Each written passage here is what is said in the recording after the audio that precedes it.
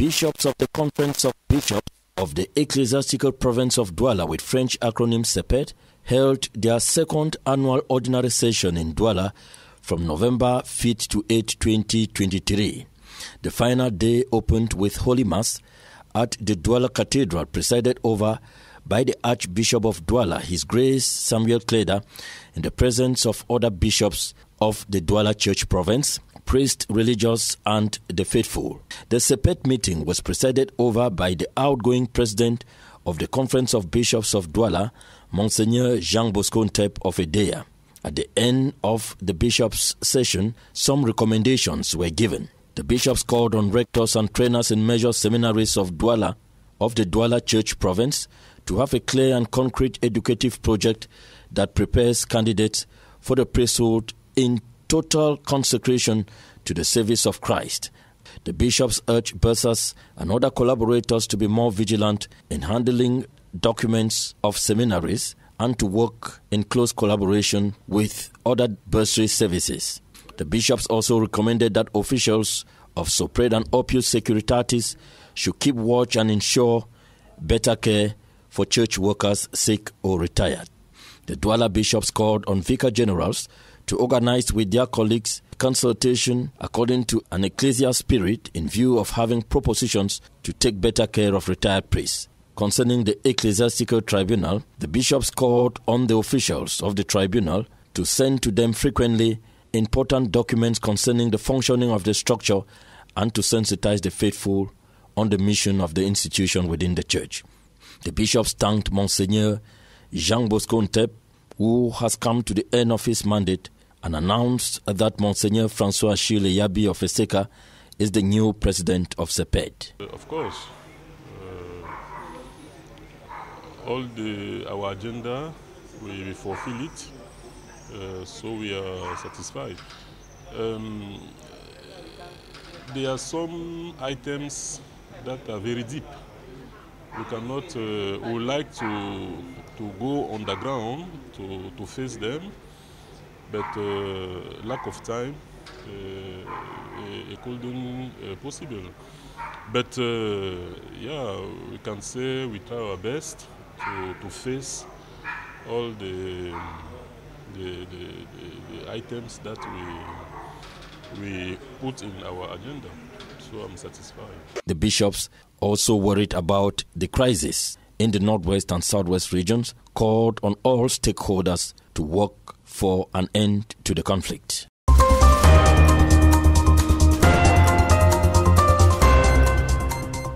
L'acte criminel a été perpétré dans la nuit du lundi 5 novembre 2023 au village Egbeka, situé dans le département de la Magnou, arrondissement de Manfé, région du sud-ouest au Cameroun. Les auteurs de ce massacre seraient des terroristes ambazoniens qui sèment l'insécurité dans les régions du nord-ouest et du sud-ouest. Ils ont incendié les maisons des victimes, condamnant les habitants à être brûlés vifs, mais aussi en criblant de balles ceux qui tentaient de se sauver. Cette barbarie commise au village Egbeka a été unanimement condamnée par la communauté nationale et internationale ainsi que la société civile. Les évêques de la province ecclésiastique de Douala, réunis dans la capitale économique du 5 au 8 novembre 2023 dans le cadre de leur conférence provinciale, ont tous fermement condamné ces tueries injustes des populations civiles. Cette crise n'a pas encore trouvé de solution. Donc, mais tout ce qui a été fait, si ça n'a pas apporté de fruits, si ça n'a pas résolu le problème, ça veut dire qu'il faut faire plus. S'il faut faire même une nouvelle conférence, ou un nouveau dialogue, un vrai dialogue, réunir tous les Camerounais pour pouvoir résoudre ce problème.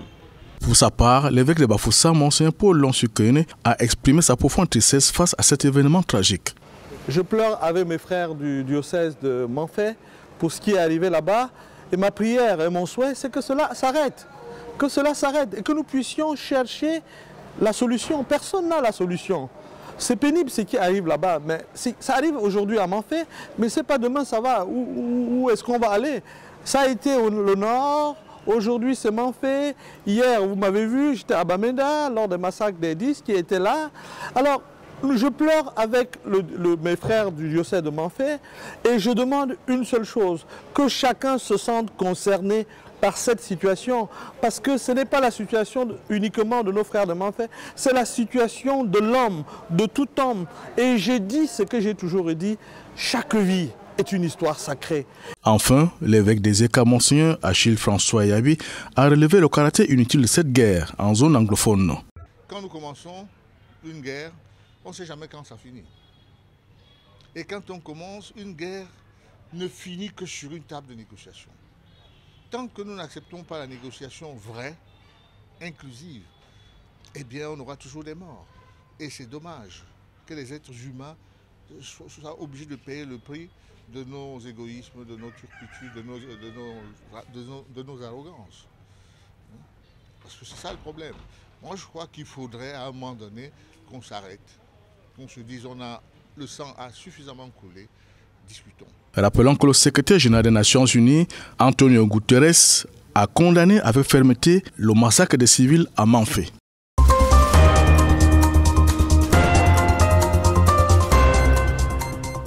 A massacre had been reported in a village called Ebeko in Manfait subdivision of the southwest region of the Republic of Cameroon. The incident occurred the night of Sunday breaking Monday, November 6, 2023, when unidentified gunmen invaded Ebeko village and set ablaze homes, killing adults and children alike. The barbaric act has been condemned by all and sundry, alleged to have been carried out by separatist fighters in the Anglophone crisis date 7 years down the road. On the sidelines of the second conference of the Bishop of the Ecclesiastical Province in the Archdiocese of Douala, Monsignor Paul Lonsik, a resident Bishop of Bafoussam, reacted to the Ebeko killings. For our country, Cameroon, pity for those who are killing others, pity for us, because how can we live without other brothers? How will we build this Cameroon without others? So first of all, I pray for those who died, and my prayer is that may their souls rest in perfect peace. The second point I would like to emphasize is that any Cameroonian must find out the solution of what is happening there, because now they are the one dying.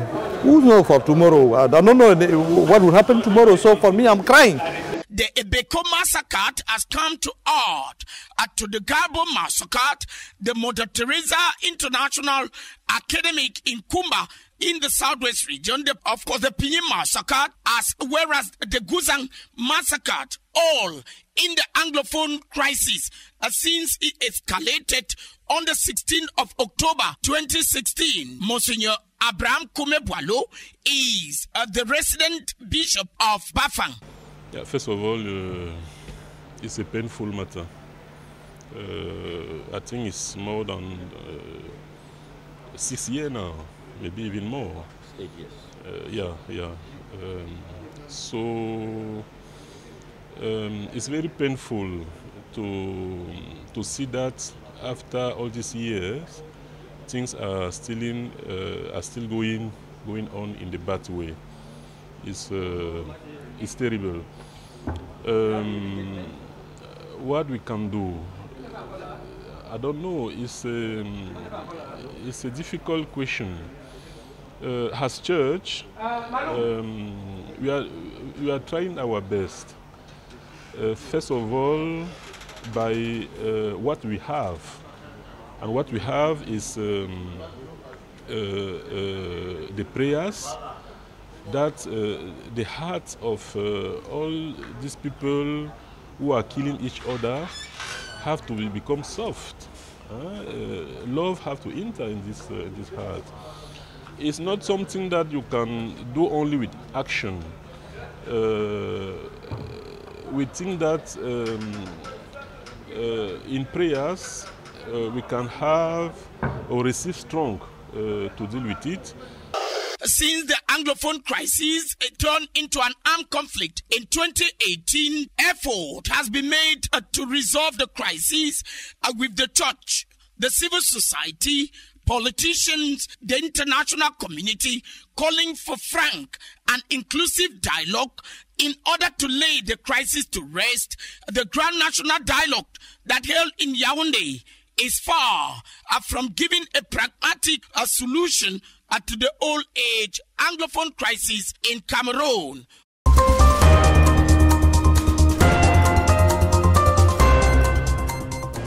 La solidarité envers les prêtres malades et les prêtres retraités est un sujet qui a retenu l'attention des évêques de la province ecclésiastique de Douala au cours de leur deuxième session annuelle tenue à Douala du 5 au 8 novembre 2023.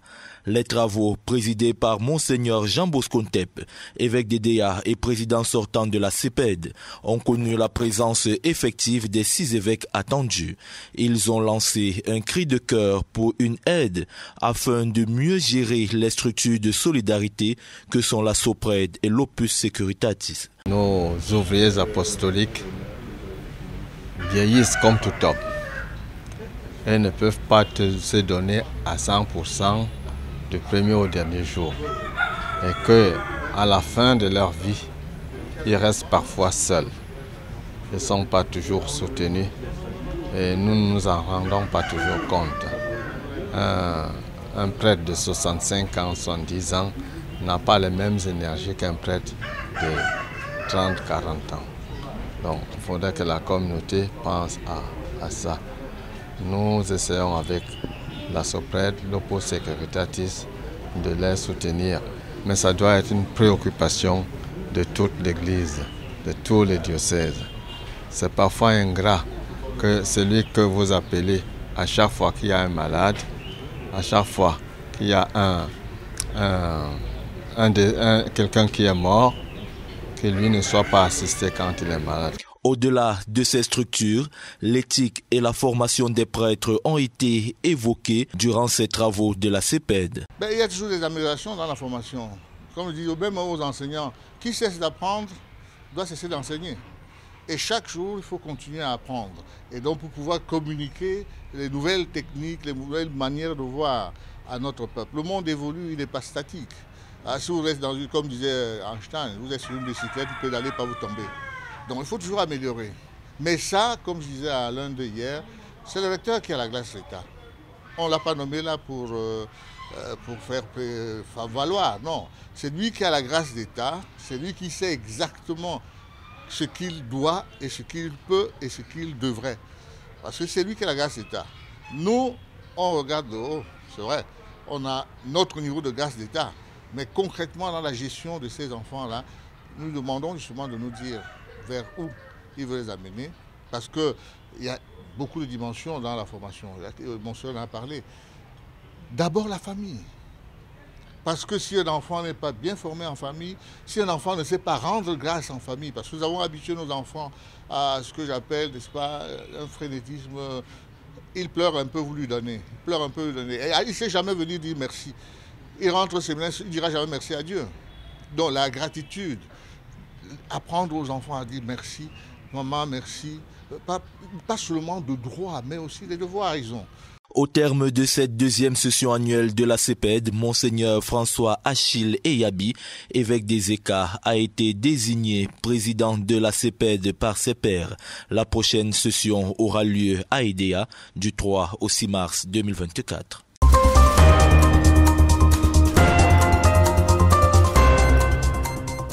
La deuxième session annuelle des évêques de la province ecclésiastique de Douala s'est achevée ce mercredi 8 novembre au cours d'une messe pontificale présidée par Monseigneur Samuel Cléda à la cathédrale des Saints Apôtres Pierre et Paul. Lors de cette célébration eucharistique, le communiqué final a été lu par le chancelier de l'archidiocèse de Douala. L'abbé Serge Bois a tout d'abord rappelé les objectifs de cette rencontre. Tout comme les apôtres autour de Jésus, il était question pour leurs principaux collaborateurs en charge des maisons de formation, de l'ONG SOPRED, de l'Opus Securitatis et du tribunal ecclésiastique, de leur faire le point sur le fonctionnement des différentes structures qui leur sont confiées et de recevoir d'eux des orientations et des recommandations. Pour les maisons de formation qui étaient au cœur des travaux, des résolutions ont été prises. Pour répondre aux défis pastoraux de l'heure, les évêques demandent aux recteurs et aux formateurs des 3 maisons de formation